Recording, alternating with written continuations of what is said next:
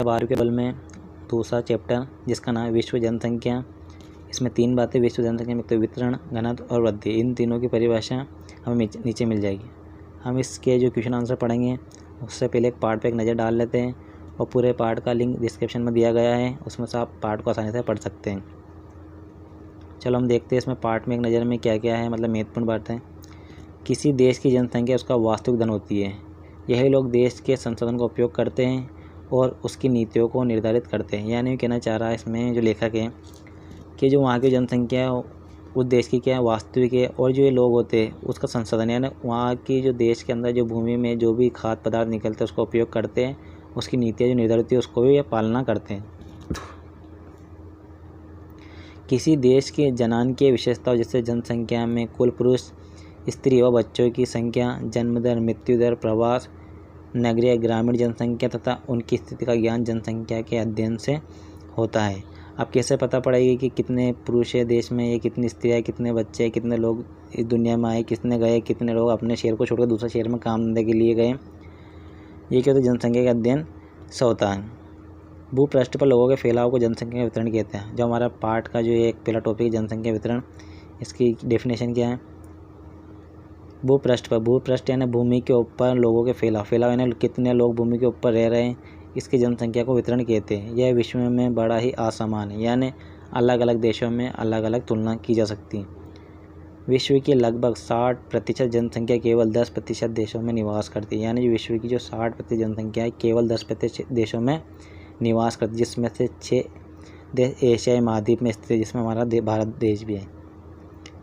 जनसंख्या घनत्व तो प्रति वर्ष किलोमीटर में रहने वाले व्यक्तियों के रूप में माना जाता है। जो हमारा दूसरा टॉपिक था जनसंख्या घनत्व क्या है, तो इसके आंसर क्या है, जनसंख्या घनत्व प्रति वर्ग किलोमीटर में रहने वाले व्यक्तियों के रूप में माना जाता है। यानी 1 किलोमीटर में कितने व्यक्ति रहते हैं इसके आकार पर माना जाता है। इसकी गणना कुल जनसंख्या कुल क्षेत्रफल से भाग देकर की जाती है। अब इसकी गणना कैसे करेंगे, यानी जो जनसंख्या यानी 1 किलोमीटर में 50 लोग रह रहे हैं तो 50 में 50 1 किलोमीटर 50 का भाग देके इसकी गणना करेंगे। संसार के कुछ भागों में जनसंख्या घनत्व 200 व्यक्ति प्रति वर्ग किलोमीटर से भी अधिक है। इन क्षेत्रों को सघन आबाद क्षेत्र कहा जाता है। यानी कुछ क्षेत्र ऐसे भी है जहाँ लोग बहुत ही पास बहुत ही नज़दीक रह रहे हैं।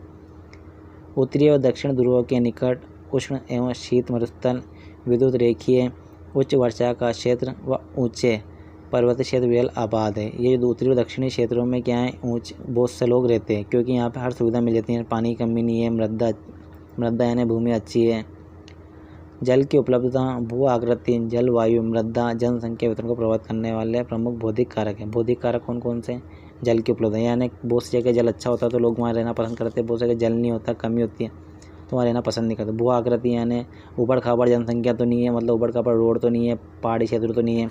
जलवायु यानी जलवायु में वहाँ की हवा कैसी है, कहीं बाढ़ भूकंप तो नहीं आता है। मृदा यानी मिट्टी कैसी, चिकनी है, दोमट है, काली है। ये तीनों चार चीज़ें करती हैं पर प्रभावित करती है जनसंख्या वितरण को। खनिज, नगरीकरण, औद्योगिकरण जैसे आर्थिक कारक भी जनसंख्या वितरण को प्रभावित करते हैं। कौन कौन से, खनिज, नगरीकरण, औद्योगिकरण, ये तीनों क्या करते हैं, जनसंख्या के आर्थिक यानी जनसंख्या को पैसों के मामले में प्रभावित करते हैं। धार्मिक व सांस्कृतिक महत्व के स्थान पर राजनीतिक स्थिरता व शांति जनसंख्या प्रभावित करने वाला सामाजिक और सांस्कृतिक कारक है। एक स्थान से दूसरे स्थान पर स्थायी या अस्थायी तौर पर जाना कहलाता है प्रवास कहलाता है। प्रवास यानी अपने शहर को, अपने गांव को छोड़कर दूसरी जगह जाना। जन्म दर, मृत्यु दर व प्रवास, जनसंख्या परिवर्तन 3 प्रमुख घटक हैं। जहाँ से लोग गमन करते हैं उसे उद्गम स्थान, गमन यानी जाना, जहाँ से लोग जाते हैं उसे उद्गम स्थान कहते हैं, और जिस स्थान पर आगमन यानी आते हैं उसे गंतव्य स्थान कहते हैं। विश्व में जनसंख्या के 2 गुना होने की अवधि तेजी से घट रही है। अब 5 अरब से 6 अरब होने में मात्र 12 वर्ष लगे हैं। यानी जब 5 अरब थे तो 12 वर्ष में क्या हो गए, 6 अरब हो गए।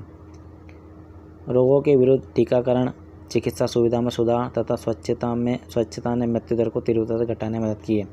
यानी अब क्या होने लगा, आज के ज़माने में साइंस ने बहुत तरक्की कर ली तो मृत्यु दर घट गई है। यानी रोगों के लिए अब टीका आ चुके हैं, चिकित्सा सुविधा यानी अस्पतालों में सारी सुविधा मिलती है। स्वच्छता यानी साफ़ सफाई से क्या होता है, कीटाणु नहीं होते, इसलिए लोग भी कम मरते हैं। विश्व में जनसंख्या वृद्धि और आर्थिक विकास में ऋणात्मक सहसंबंध पाए जाते हैं। विश्व में औसत जनसंख्या घनत्व 45 व्यक्ति वर्ग किलोमीटर है। मल्थस के अनुसार जनसंख्या वृद्धि का परिणाम अकाल, बीमारी तथा युद्ध द्वारा अचानक गिरावट के रूप में सामने आते हैं। जनसंख्या मृत्यु कैसे होती है?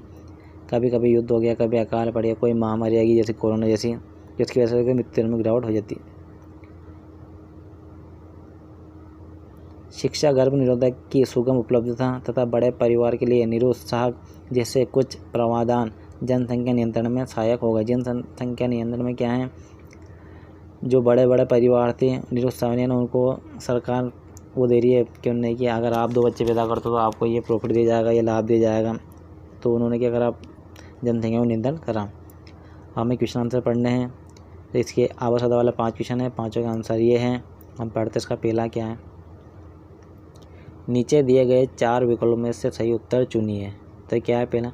निम्नलिखित में से किस महाद्वीप में जनसंख्या वृद्धि सर्वाधिक है? तो इसका आंसर अफ्रीका। क्या है इसका आंसर? अफ्रीका। निम्नलिखित में से कौन सा एक विरल जनसंख्या का क्षेत्र नहीं है? तो इसका आंसर है दक्षिणी पूर्व एशिया।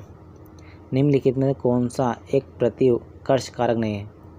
तो इसका आंसर क्या उत्तर क्या है? चिकित्सा, शैक्षणिक सुविधा। निम्नलिखित में से कौन सा एक तथ्य सही नहीं है? तो इसका आंसर क्या है? जनान के संक्रमण की प्रथम अवस्था में जनसंख्या वृद्धि उच्च होती है। इसका आंसर है। अब आप 30 शब्द वाले हमारे कितने क्वेश्चन हैं हम देखते हैं।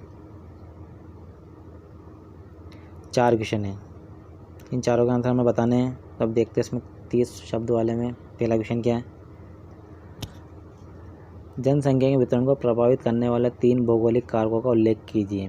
तो हमने पहले भी इसके बारे में ऊपर पढ़ा था। जनसंख्या के वितरण को प्रभावित करने वाले 3 भौगोलिक कारकों में भू आकृति यानी भूमि की आकृति कैसी है, उबड़ खाबड़ रोड तो नहीं, जलवायु यानी वहाँ की जलवायु वातावरण कैसा, तथा मृदा यानी वहाँ की मिट्टी कैसी है। उबड़ खाबड़ व उच्च भूमियों की तुलना में लोग समतल और मैदानी भागों में अधिक निवास करते। सीधी सी बात है, लोग अच्छी जगह रहना पसंद करेंगे खराब जगह की तुलना में। इसी तरह विषम जलवायु की तुलना में सम जलवायु प्रदेशों में जनसंख्या का उच्च घनत्व पाया जाता है तथा उपजाऊ मृदाएँ कृषि कार्यों के लिए आवश्यक है, इसलिए लोग भी यहाँ आना पसंद करते हैं। अतः बंजर भूमि की तुलना में उपजाऊ भूमियों से अधिक जनसंख्या निवास करती है। यानी बंजर भूमि में लोग कम रहते हैं, उपजाऊ भूमि में लोग ज़्यादा रहते हैं। विश्व में उच्च जनसंख्या घनत्व वाला अनेक क्षेत्र है, ऐसा क्यों, ये बताना है। विश्व के जिन क्षेत्रों की जलवायु मानव और मानवीय क्रियाओं के अनुकूल है, यानी एक तो मानव मानवीय क्रिया ने मनुष्य के द्वारा जो क्रिया की गई है उसके अनुकूल है, मनुष्य उसको सहन कर सकता है, उसको अनुसार होती है। भूमि समतल व उपजाऊ है तथा जल व खनिज प्रचुर यानी काफ़ी मात्रा में है, वह जनसंख्या उच्च घनत्व पाया जाता है।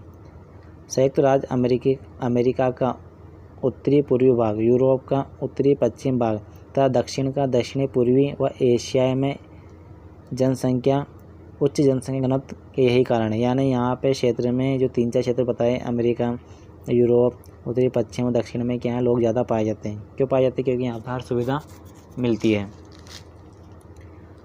जनसंख्या परिवर्तन के 3 घटक कौन से बताने हैं? जनसंख्या परिवर्तन के 3 घटक जन्म दर, मृत्यु दर व प्रवास हैं। इन 3 ही वजह से जनसंख्या घटती है, इसके बारे में बताना। जन्म दर को प्रति 1000 स्त्रियों पर जन्मे जीवित बच्चों की गणना निम्न अनुसार करके ज्ञात करते हैं। जन्म दर कैसे ज्ञात करेंगे? यानी 1000 स्त्रियों ने कितने बच्चों को जन्म दिया उसके अनुसार जन्म दर ज्ञात करेंगे। अब मृत्यु दर की बात आती है। किसी क्षेत्र विशेष में किसी वर्ष विशेष के दौरान प्रति 1000 जनसंख्या पर मृत्यु की संख्या को निम्नानुसार गणना करके ज्ञात करते हैं। आपके मृत्यु दर कैसे ज्ञात करेंगे? वही 1000 व्यक्तियों में कितने व्यक्ति दुनिया में आए, जितने बच्चे दिए, मतलब जो माओ ने बच्चे दिए थे उसमें से कितने मरे, उसके अनुसार ज्ञात करेंगे। प्रवास यानी अपने शहर को, अपने गाँव को छोड़कर दूसरे के जाना। प्रवास मनुष्य और संसाधनों के बीच बेहतर संतुलन स्थापित करने की दिशा में उठाया गया कदम है। इसके अंतर्गत लोग प्रतिकर्ष कारकों के कारण एक स्थान को छोड़ देते हैं तथा अपकर्ष कारकों के कारण दूसरे स्थान पर जाकर बच जाते हैं। इस तरह दोनों स्थानों की जनसंख्या परिवर्तन होता है। अगला क्वेश्चन हमारा तीसरा, अंतर स्पष्ट करना है। क्या करना है? जन्म दर और मृत्यु दर में इन दोनों के बारे में बताना। तो अभी हमने पढ़ा था जन्म दर क्या है, मृत्यु दर क्या है। चलो इसका आंसर देखते हैं। जन्म दर भी बोलते हैं इसको, जन्म दर भी बोलते हैं। इसे प्रति 1000 स्त्रियों पर जन्मे जीवित बच्चों की संख्या गणना द्वारा निम्न गणितीय सूत्र से करके ज्ञात करते हैं। एक सूत्र होता है, उसके अनुसार जनसंख्या जन्म दर ज्ञात की जाती है 1000 स्त्रियों के जन्मे बच्चों के अनुसार। जन्म दर किसी क्षेत्र विशेष की जनसंख्या वृद्धि के लिए उत्तरदायी 3 महत्वपूर्ण घटकों में से एक है। अब मृत्यु दर क्या होती है?